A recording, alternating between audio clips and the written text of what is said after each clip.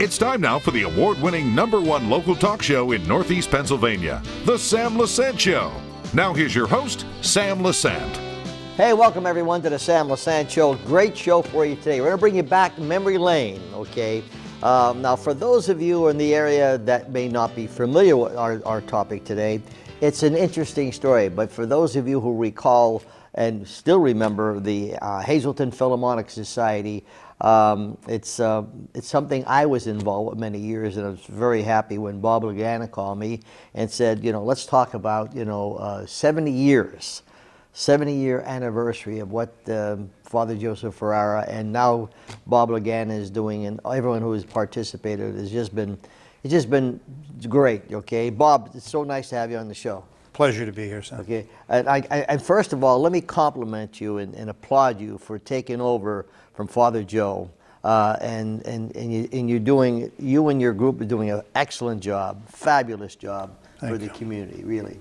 But we talk about, I was a product of Father Joseph Ferrara, started with flutophone, as you know, and that's when, in the 50s, then went to alto horn, then went to trumpet, and that trumpet paid half of my college in music, having the music ability. I had my own band, the Lancers. Let's go back, you gave me a great presentation here, orientation as to about Father Joe. Let's talk about that.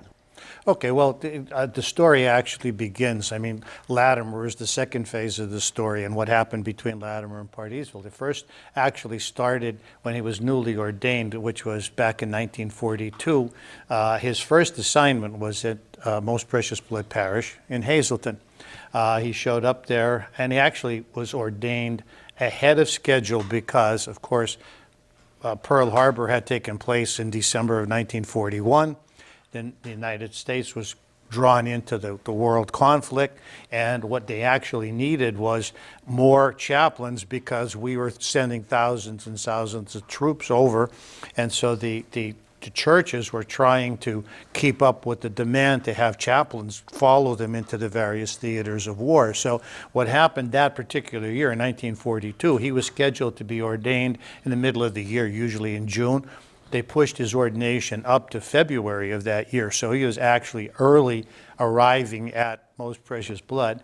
And at that time it was Monsignor Molino, who was the pastor of the parish. And he welcomed him in, and he said to him, a lot of our males are being drawn into the service now, which means, they don't have the father figure around the house, so keep my kids off the streets. So that's, yeah. And that was his first directive. So he listened to it, and of course, the thing you have to remember about Father Joe is that he was a classically trained musician. He took guitar lessons, and he went to New York to get them. So he was a bona fide musician, and it was natural that he used those skills over the years. So we're products of it, and that's what he did. He started in immediately, and he joined. He gathered the kids to have them come in. He started lessons, teaching them how to read music and so on and so forth. And by the time he left there, he was there until 1950, from 1942 until 1950, when he was reassigned. And then in 1950, he took that group, which was only a teenage group of musicians. He took them to Carnegie Hall in New York, and they played a concert on the Carnegie Hall stage in New York. They were that good. So that's where it all started. Then they moved him out of Hazleton, but of course he was there for 8 years, so he had made a lot of friends while he was in the town, and there were people out there still in the community who remember very well.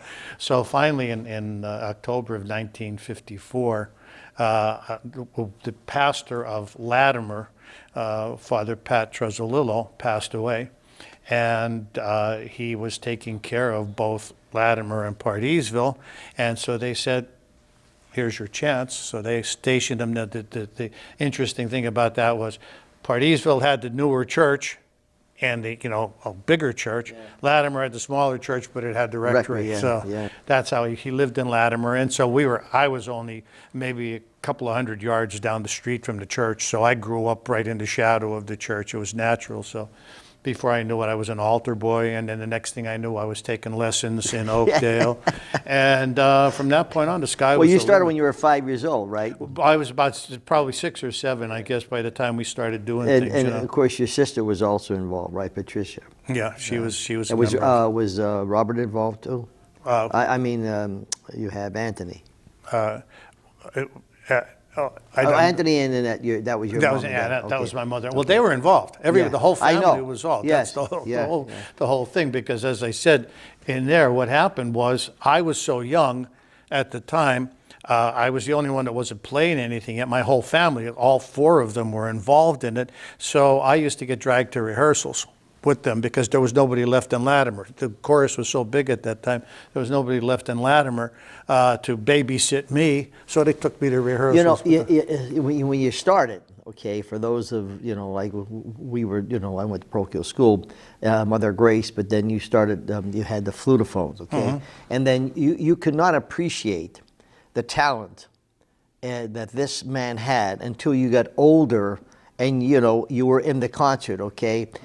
Take us through that, how you started with the flutophone and what he did. And as we're doing that, my friends, we're going to show you pictures. And for those of you who remember, it just brings you back to memory lane. He worked out a program with Hazel Township, which was quite revolutionary at the time. But he was thinking, because the people that were in his towns, Pardeesville and Latimer, had their schools had closed, their little patch town schools closed. And they sent us over the hill to Oakdale, and then later on to Jeddo. And since he was so close as far as being able to get there, he asked them if he could teach music to anyone at any grade level and teach them on his own time, no pay associated with it at all, but all he needed was a place to give them lessons. He would come over and take care of it himself. They went along with him at the time. And so as I was growing up, I got into the 5th and 6th grade. The way it would work is he would show up on a Wednesday morning. They had a vacant classroom for him. The trumpets were first, or the flutophones first, actually. And we spent a year working on flutophones from one end of the year to the other. He would put the lines on the there were no computer programs at that time. Put lines on the chalkboard, and he would write all these notes quickly for us. And he taught us note names, clefs, key changes, key signatures, anything associated with music. And by the time he was finished with us in a year, he used to come over, I think it was 2 or 3 times a week for a half-hour lesson. Teachers would let us get up, walk out, have the lesson, come back, sit down. The next group would get up, walk out, and come back and sit down. There was such tremendous cooperation, and there were a lot of people that turned out to be musicians because they were so cooperative. So that's how we started, and then eventually, one humorous story, after about 2 years of taking lessons, we decided what we wanted to play. So by that time, he had moved on, and he wasn't teaching all strings all the time. He was allowing us to pick brass instruments. So my instrument, of course, was the trumpet. I wanted to be a Harry James at the time. So we said, okay, fine. He said, I'll get them for you. So he asked us what instruments we wanted. He got them for us right at the end of the school year. So he called us up to the rectory one night, and he said, come on up, I got your instruments. Well, at that time, there were 3 of us from Latimer taking trumpet lessons, and we ran up the hill, and he said, okay, here they are. We opened them up. They were simple cons, no problem, just very, very student model instruments. And we went, and our eyes bugged out of our head because they were all new and shiny and stuff like that. He said, okay, one thing, you can't take the instruments home with you until you can play a scale on the mouthpiece. Yeah. That's like, it's so close and yet so far away. Yeah. So he gave on the mouthpiece. On the mouthpiece. Oh, I know it well. Yes. Okay. Yeah. So he gave us. There was 3 of us at the time. He gave us the mouthpieces, and we walked out, and we all lived within walking distance of the church. So we walked out, and we're all harumphing our way down the street because we couldn't take our trumpets with us. Yeah. And then we started. And we started making the noises with the Yeah, mouthpiece. yeah. By the time we made it to my house, Yeah. we could all play a scale on the mouthpiece. Yes. We turned right around, Go right back up. the rectory, and Yeah. we came home with our trumpets that Yeah, night. So yeah. that was a great time. And was it a when we Bach first started. mouthpiece? It was a 7C? con, probably. It was a con 3 or something like that. Whatever were coming in through with the instruments. But it was a funny. That's how we started. And then he would give us lessons during the summer. On Mondays, Wednesdays, and Fridays, we'd go up and we'd have maybe a half-hour lesson, and he would take us through, and I remember Arbin's book for trumpet players. Oh, yes. Okay, Yep. that was our Bible, and we used to have to work through exercises, things like that. So You remember the first concert that he had that you put together? Remember the first concert? oh yeah, the very first was he was working on us, teaching us music, instrumental music. But the very first concert that he gave was the Philharmonic Chorus, the very first Philharmonic Chorus. There were, everybody who was anybody. I can still look through there and name at least 2/3 of the people who were my there. gosh. I had my entire family was on there besides me. And then I had cousins and people who lived close to me, and it was awesome. I remember it because they used to take me to rehearsals. That was the picture that you see was taken in Hazleton Township Gymnasium, and they had to use that because the chorus was so big. It's the only place they could sing. The name, the Philharmonic Society. Yeah. How did he name that the Philharmonic? That's what when he I don't know where he got the name from. That was his creation, I'm sure. But when he finally established the chorus, which was the first thing to come along in Latimer, that was the name of it. It was the Philharmonic Society. They used to use an upright piano, and they had this poster made for the back of it, and it said Philharmonic Society on it. And then from that point on, that's what it named. The name stuck, and that was it. When we're showing these pictures, I know there's going to be people looking and saying, I remember her, Ida Gildenberg, and Joe Pelagi, etc. Fabulous people, Folks, I'm talking to Bob Lagana. He is the conductor and director of the Philharmonic Society. It's 70 years. I was a product of that back in the late 50s, early 60s. Here was this Father Joseph Ferrara. I'm sure he's a saint today. What he did for our area and the community. And come back, we're going to show you pictures when he was with the Pope, when they went to Rome, Romania too, etc. We'll be back right after this.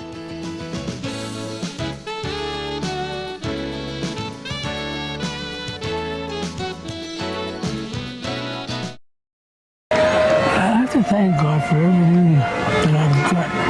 Matter of fact, this whole program is based on one thing, faith in God. I could never do all this stuff without His help. I built a church in Rectory over Latimer.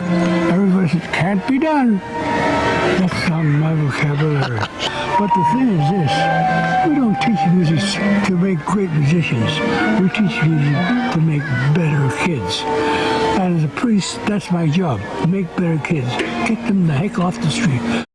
Welcome back to the Sam Lesante Show, folks. Remember, 24/7, all of our programs are on ssptv.com, our YouTube channel, Comcast 190 in Pottsville, 7 to 11 p.m. every day. The Wilkes-Barre Channel 92, Saturdays and Sundays from 7 to 11 p.m. My guest today is Bob Lagana. For those of you who don't know anything about the Philharmonic Society, Bob Lagana is the conductor director and is doing a great job. The Philharmonic Society, I always remember that. We go back to the very first, the concerts, the Philharmonic Spring Concerts, which were really huge and big in this area. They started at the Feely Theater, then they moved to the Capitol Theater. Okay, so this was a yearly event, with all major musicals, all right? Right, exactly. And I'm looking here at Bill Habel and Gloria Gleam and Samson and Delilah. Yeah. Man, I remember that. And then Bernadette Cenobine, with the Philharmonic Kits. Let's take us then, they had the concerts and everyone looked forward to that. Now he takes and he's getting ready to go to Rome first, correct? No, Romania first. Oh, he went to Romania. Yeah. Now, before he went to Romania, I want to show you a picture, my friends, of Father Joseph Ferrara and two people that you may know, Muhammad Ali and my good friend Jack Palance. And this was a benefit you said they had, right? Right. Yeah. Down at Harmongeist, and they did. It was just basically he and a sparring partner, so they did a little 2 or 3 round thing, and then it was to earn some money, because at that time we knew we were going to Rome, and I believe our part of it was like $50,000 back then. It might as well have been $1 million, but anyway, we would we were trying to raise money however we could, and Jack Palance, I believe, was a good. He had some relationship with Muhammad Ali, and it might have had to do with the training camp and so on. Yeah. But at any rate, he was able to get him to come and do that event for us. Now let's talk about getting ready for. Why Romania first? Well, what happened was the orchestra had at that point, because he had shifted gears, and he started to he decided he wanted to develop his own symphony orchestra. He started down those lines. He inaugurated the Furwood music program that we had for many years, and he trained a bumper crop of string instruments. His goal was to develop an actual symphony orchestra. Symphony orchestra was different than the musicians that he had for the individual concerts, because they were basically only had a small string section and the brass and woodwinds. He wanted a full-scale symphony orchestra, so he developed it with the help of Furwood Music Camp during the summer months. And by 1974, he had developed an almost 80-piece symphony orchestra, complete with all the sections: violins, violas, cellos, basses, flutes, trumpets, anything he needed. And what happened was we got this invitation through the Ambassadors for Friendship program, and he decided maybe we could do this. And so what we did was we started to raise funds however we could. We had to put up our own part of it, but they would take us to Romania. That's like 5,000 miles away, and we were going to do a series of concerts throughout the country.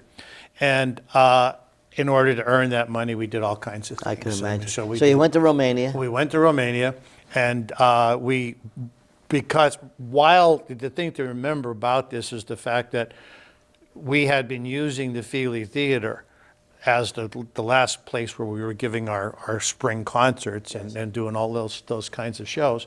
And we found out that the Feely was going to be completely demolished. And the capital by that time was already long gone, so there were no theaters left in the Hazleton area. So we had no choice but to just go to all music all the time. So we decided with this orchestra now we were going to fill the gap, and we were going to start doing things with the orchestra. Tell me about the trip to Italy. Well, that was an interesting thing. That happened much later on. In 1985, well, he got this idea in the mid-'80s that he wanted to go to Rome to play for the Pope. Obviously, that was his boss, and so he wanted to see what he could do.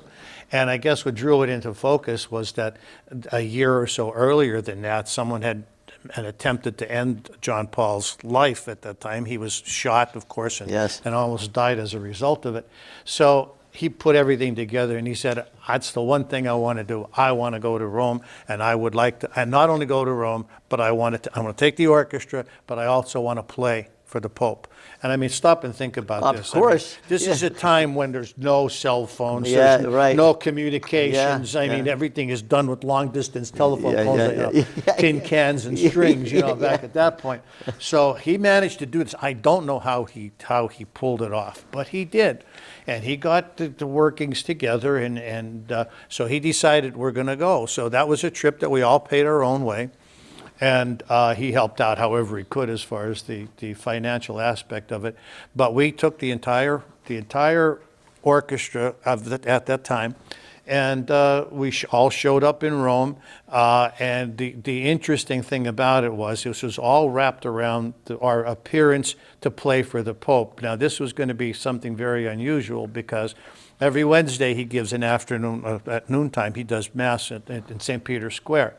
And our job was to play at that Mass, or in it, or before it, or after it, or whatever, but to be there while he was saying that Mass.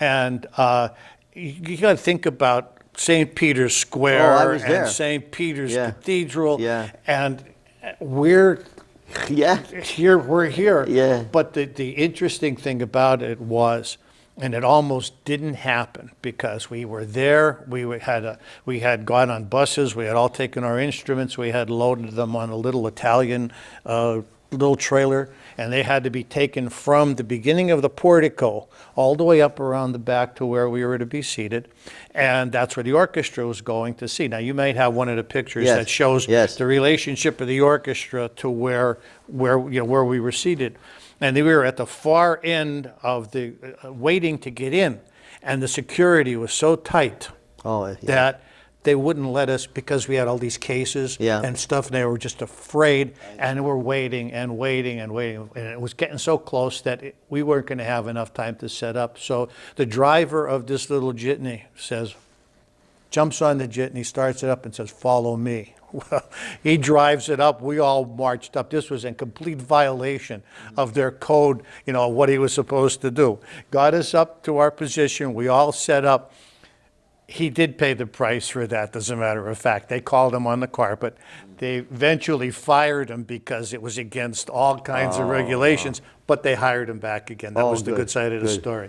So we got situated there, and we played for him. We did all kinds of music. And the Pope came and talked to Father And Joe? after Mass was over, he came down, and he walked around through the orchestra, and you can see the pictures. I mean, we have people, some of our members My were gosh, this close to- yeah. I mean, they were that There was close. over 40,000 people there that Yes, day. yes. Yeah. I mean, if you see the long shot, you know how big St. Peter's Square was. We had the pleasure of being there and seeing Pope Benedict, but so the pictures of Rome, but I got about 3-4 minutes. Let's talk about the man himself, Father Joseph Ferrara, and what he did.